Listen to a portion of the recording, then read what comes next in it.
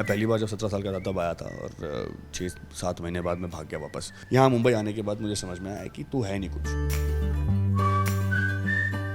अंगार लेके वापस आया मैंने कहा इस बार वापस जाने के लिए नहीं आया हूँ मैं, और इस बार अगर मुझे यहाँ सड़कों पे रहना है, मुझे जो रहा भी मैं, मुझे अगर स्पॉट बॉय का भी काम करना है, कोई भी काम करना है, मैं करूँगा इसी इंडस्ट्री में। काम के लिए मैं कभी शायद अपने आप को कॉम्प्रोमाइज़ नहीं करूँगा। नमस्कार, आप सभी का स्वागत है और आज हमारे साथ है वो सितारा जिसे आप सभी ने दिया है बहुत सारा प्यार और इसीलिए आज वो टीवी के हैं सुपरस्टार। बहुत बहुत स्वागत है आपका। थैंक यू यार, थैंक यू सो मच। हमने इसलिए कहा फरमान क्योंकि आपके अगर जर्नी की बात करें स्टेप बाय स्टेप आप सच में सुपरस्टार हैं।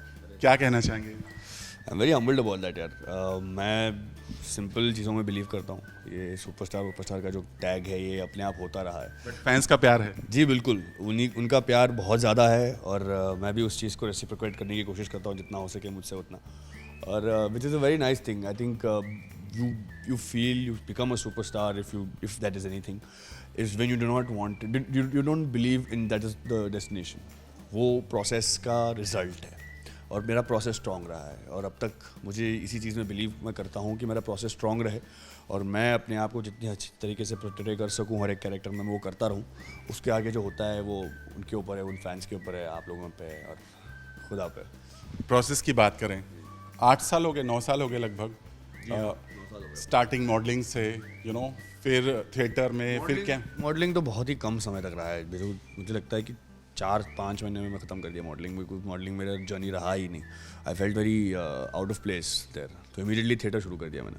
तो वो प्रोसेस रहा है मेरा, थिएटर और देन नाउ एक्टिंग। चलिए, इस पूरे 9 साल में आप पलट कर देखते हैं ना फरमान, कितना प्राउड फिल्म आप खुद करते हैं और लोगों को कराते हैं। बहुत अच्छा लगता है यार। It's a very surreal feeling. मुझे लगता है कि जब आप स्क्रैच से शुरू करते हो और स्टेप बाय स्टेप चीज़ें होती हैं आपकी ज़िंदगी में, बिना रिज़ल्ट का ध्यान दिए, बस प्रोसेस को एंजॉय करते हुए, और इस मुकाम पे पहुंच के मुझे लगता है कि there is so much more to give, but I will not forget the journey that I have had. That journey matters to me and I have learned from each mistake, from each failure, from each fall, but never given up. And I think that is how you should be in life. ज़िंदगी वही है जब आप चीज़ों को पीछे देखो मुड़ के, तो आपको पता है कि आप कई चीज़ें आपकी ज़िंदगी में ऐसी हुई हैं जिससे आप सीखे हो। भले ही वो ख़राब हुई हो, उस वक्त आपको बहुत बुरा लगा हो, आपको ऐसा लग रहा हो कि ज़िंदगी में अभी कुछ बचा ही नहीं है, लेकिन फिर भी उस चीज़ें सीखने के लिए ही होती हैं, वरना वो होती नहीं आपके साथ। Like if you are strong is when you will have difficulties, so that you know the universe is giving you that so that you can deal with it. You have the ability to deal with it. अगर आपने जैसा कहा कि अगर आपकी उन struggle के बारे में बात करें, मतलब जब आप मुंबई आए थे एक्टर बन, सबसे पहले ये बताइए हमें कि एक्टिंग का कीड़ा कैसे लगा आपको? बहुत टाइम पहले लग गया था यार, जब मैं कॉलेज में था, फर्स्ट ईयर। एक्टिंग का कीड़ा तो देखो, जब से बचपन से स्कूल के ड्रामे में मैंने बहुत सारा पार्टिसिपेट किया है। पार्टिसिपेटेड स्कूल ड्रामास, तो उसमें क्या हुआ था कि ऑलरेडी एक इंक्लिनेशन था टुवर्ड्स बीइंग एन एक्टर और समथिंग लाइक, बट उसमें उस टाइम पे क्रिकेट पे ज़्यादा ध्यान था। तो जैसे क्रिकेट छूटा मेरी ज़िंदगी से, फिर मुझे समझ में आया, थिएटर तो था ही, मेरा चल ही रहा था। I got more serious about it, और जब by the time I came to college, I think वो कीड़ा काट कर मेरे अंदर समा चुका था। तो there was no running away from that, and once that is between you, वो कीड़ा होता है। सच बताऊँ, वो कीड़ा अगर काट जाए आपको तो उसके बाद कुछ भी कर लो, आप भाग नहीं सकते उससे। बस वैसे ही भागते भागते पहुँच गया मुंबई, फिर वापस भागते भागते बेंगलोर भी पहुँच गया मैं उस डर में फिर वापस भी आ गया। तो पर क्या हुआ था, थोड़ा बताना चाहेंगे? मतलब चूंकि ये एक ऐसी नगरी है जहाँ कहा जाता है माया नगरी ऐसी है जहाँ पर सरवाइव करना हर किसी के बस की बात नहीं है, तो जब आप आए थे तब क्या हुआ था वो बताइए। मुंबई दरिया जैसा होता है। पहले कुछ किलोमीटर आपको वो बाहर फेंकता है, पर as you pass those few kilometres ahead and go into the mid sea, then it only pulls you in. तो वो पहले 4-5-10 किलोमीटर जो है ना, वो आपको सस्टेन करने बहुत ज़रूरी होते हैं, and that thing that's what we did. मैं पहली बार जब 17 साल का था तब आया था और 6-7 महीने बाद मैं भाग गया वापस। मुझे लगा, क्योंकि मुझे समझ नहीं आ रहा था कि क्या हो रहा है। पहली बात तो मुझे लगा कि हिंदुस्तानी है, कितना अलग हो सकता है, पर मैं आया साउथ इंडिया से, इतना कल्चरल डिफरेंस दिखा मुझे। लोग जो अपनापन महसूस होना चाहिए ना, वो फील ही नहीं हो रहा था मुझे। लोग अलग लग रहे थे मुझे, क्योंकि हमारा साउथ इंडियन कल्चर बहुत अलग है, यहाँ का कल्चर बहुत अलग है। और यहाँ पे तो सेंट्रल कल्चर है, everybody from everywhere is here. South India से बहुत कम लोग आते हैं यहाँ पे शायद, तो आई डेंट फील वो अपनापन। 6-7 महीने लग गए मुझे पराया फील हो रहा था बहुत, मुझे ऐसा करके मैं क्या करूँ समझ नहीं आ रहा, किसी से बात तक नहीं कर पा रहा था मैं, क्योंकि हिंदी भी नहीं आती थी मुझे। तो उस 6-7 महीने में मैं डर गया, मैं 17 साल का लड़का था, वापस चला गया मैं भाग के। पर मुझे उस दौरान जब 3 साल मैंने ग्रेजुएशन किया, उस टाइम पे मुझे समझ में आया कि that is the time I had to learn now process. मुझे समझ में आ गया कि मुंबई क्या चीज़ है। अपनी गली में तो हीरो था ही, लेकिन वहाँ जाने के बाद, यहाँ मुंबई आने के बाद मुझे समझ में आया कि तू है नहीं कुछ, तुझे बनाना पड़ेगा अपने आप को। आई think that is the most wonderful time that I had with myself while I was doing my graduation. I learned how to do things. I came back with a much more, lot more fire. अंगार लेके वापस आया मैं। मैंने कहा इस बार वापस जाने के लिए नहीं आया हूँ मैं, और इस बार अगर मुझे यहाँ सड़कों पे रहना है, मुझे जो रहा भी मैं, मुझे अगर स्पॉट बॉय का भी काम करना है, कोई भी काम करना है, मैं करूँगा इसी इंडस्ट्री में, मैं वापस नहीं जाऊँगा। और वो I think it worked for me. क्या आपने बोला सड़कों पे रहा, वो जानना चाहेंगे वो मोमेंट, वो क्या लम्हा था? कुछ नहीं यार, गाड़ी थी मेरे पास, एक आइकॉन थी पुरानी सी, तो बैक रोड पे लगा के 2-3 बार सोया हूँ मैं, हफ्ता 1-1.5 हफ्ता शायद। तो वहाँ पे सोता था और सुबह उठ के मॉल जाता था पॉटी टॉयलेट करने के लिए। हाँ, मज़ेदार चीज़ थी वो। तो एक बार एक पुलिस अफसर आए, मैं सो रहा था, आई थिंक कुछ 1:30-2 बजे रात के, तो आके उन्होंने वैसे नॉक किया दरवाजे पे। मैंने कहा हाँ जी सर, विंडो नीचे करके। क्या हुआ? कह रहे इधर क्यों सो रहा है? मैं कहा घर नहीं है सर सोने को। कह रहे क्या बात है, क्यों? मैं कहा यही है अभी फिल वक्त। कह रहे क्यों, कहाँ से आया तू? मैं कहा बेंगलोर से आया हूँ। तो वो थोड़ा उसकी आंखें फटी है, क्या बेंगलोर से नहीं आते लोग ज़्यादा यहाँ पे।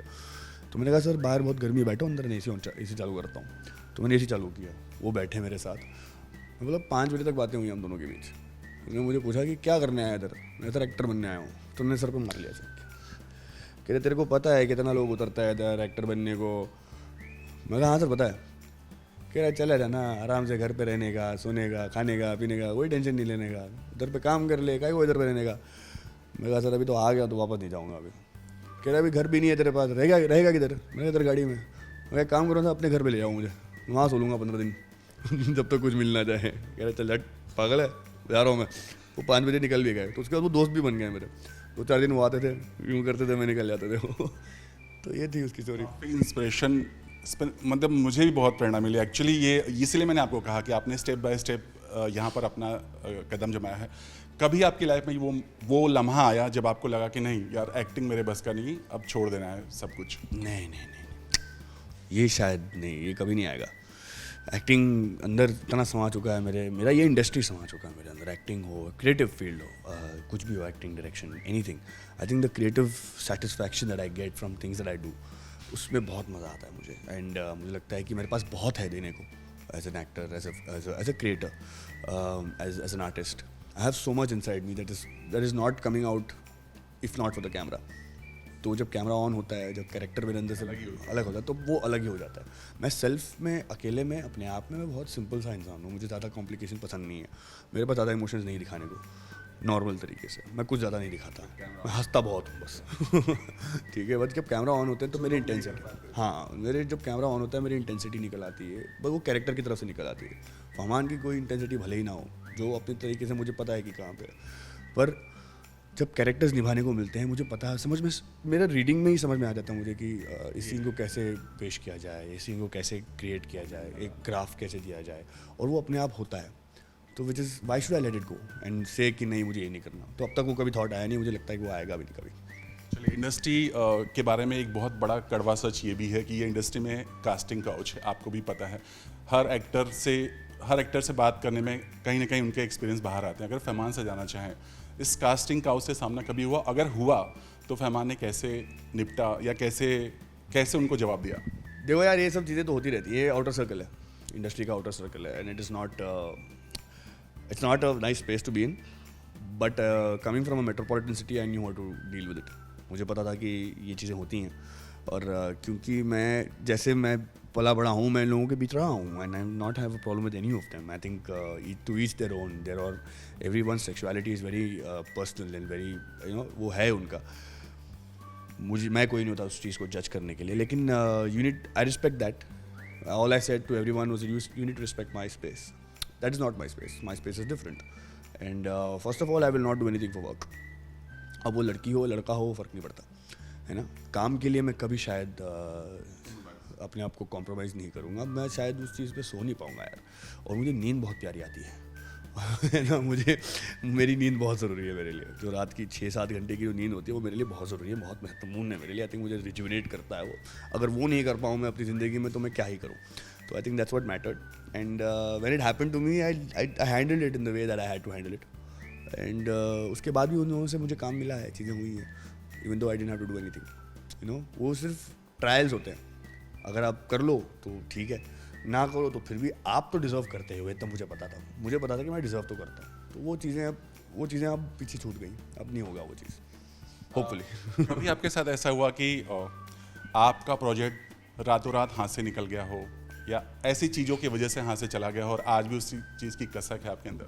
ऐसी चीज़ों की वजह से तो नहीं, पर ऐसे बहुत बार होता है यार इंडस्ट्री में. ये चीज़ें बहुत ज़रूरी हैं. ये होती हैं कि आप के पास प्रोजेक्ट आपके हाथ में होता है और फिर वो फिसल जाता है, पता नहीं कैसे हो जाता है, पर हो जाता है. This is part and parcel of this industry and it is not something you need to sit back and say कि यार शिट यार वो हो जाता तो मेरी ज़िंदगी बदल जाती, ये होता वो होता. हर चीज़ का एक रीज़न होता है. आप उसको डील करो. दुख जितना भी आपका दर्द है, तकलीफ उठाओ, but know that this is a phase, it has to pass. और उससे आगे बढ़ो, वो ज़रूरी है. अगर आगे नहीं बढ़ो, उसी में अटक जाओ तो फिर ज़िंदगी में आगे बढ़ ही नहीं पाओगे आप.